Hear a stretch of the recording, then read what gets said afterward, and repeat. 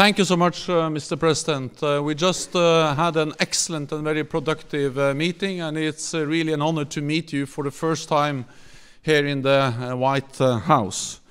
We agree that NATO is a bedrock of security, both for Europe and for the United States.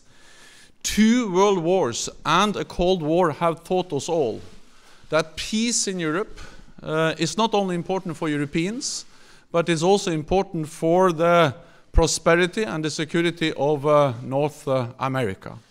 So a strong NATO is good for Europe, but a strong NATO is also good for the United States.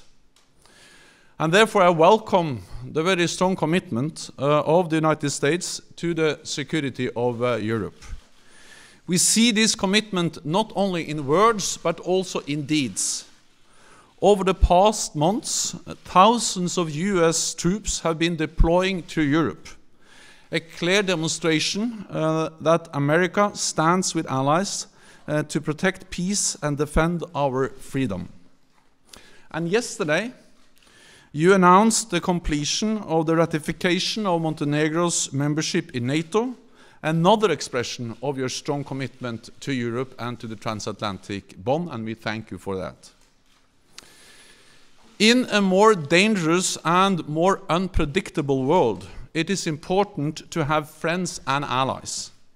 And in NATO, America has the best friends and the best allies in the world. Together, we represent half of the world's economic and military power.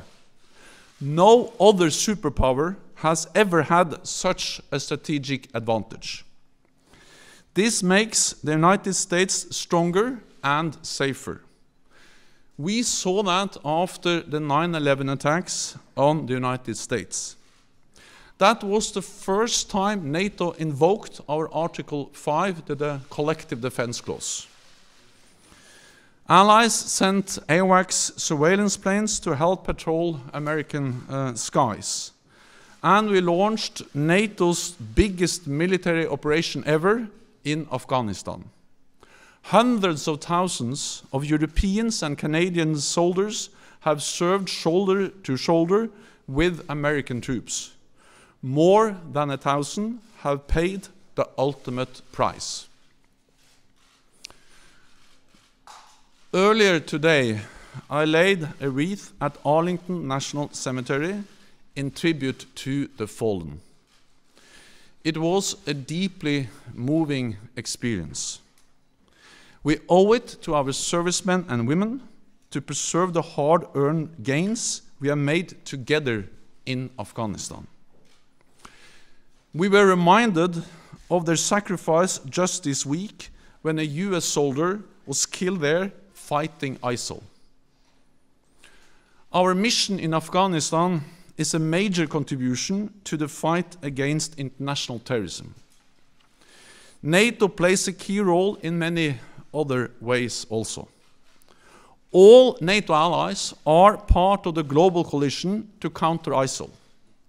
And NATO provides direct support to the coalition with training for Iraqi forces in their fight against terrorists and more intelligence sharing. And you are right, we have established a new division for intelligence, which enhances our ability to fight terrorism and working together in the alliance to fight terrorism in an even more effective way. But we agreed today, you and I, that NATO can and must do more in the global fight against terrorism. In the fight against terrorism, training local forces is one of the best weapons we have. NATO has the experience, the expertise and the staying power to make a real difference. And fighting terrorism will be an important topic when NATO leaders meet in Brussels in May. The other major topic will be fairer burden sharing in our alliance. And we had a thorough discussion on this issue today. And Mr. President, I thank you for your attention to this issue. We are already seeing the effect of your strong focus on the importance of burden sharing in the alliance. We agree that allies need to redouble their efforts to meet the pledge we all made in 2014 to invest more in our alliance.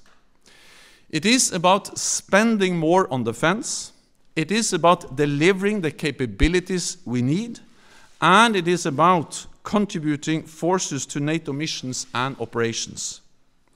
This means cash, capabilities, and contributions. Fair burden sharing has been my top priority since taking office. We have now turned a corner.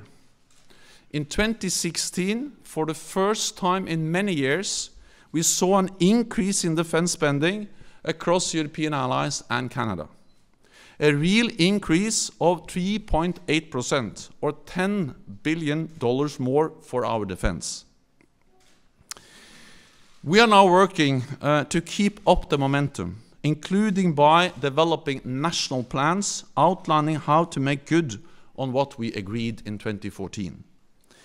We know that we all need to contribute our fair share, because we need to keep our nation safe in a more dangerous world.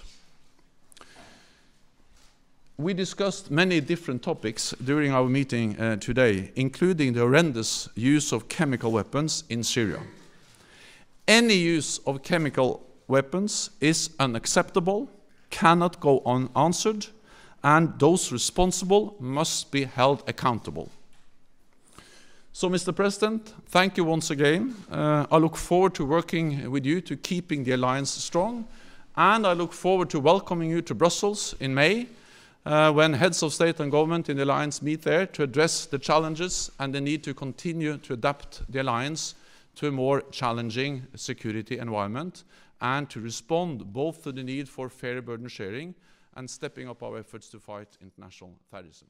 So thank you once again. Recent threats targeting Jewish community centers and vandalism of Jewish cemeteries, as well as last week's shooting in Kansas City, remind us that while we may be a nation divided on policies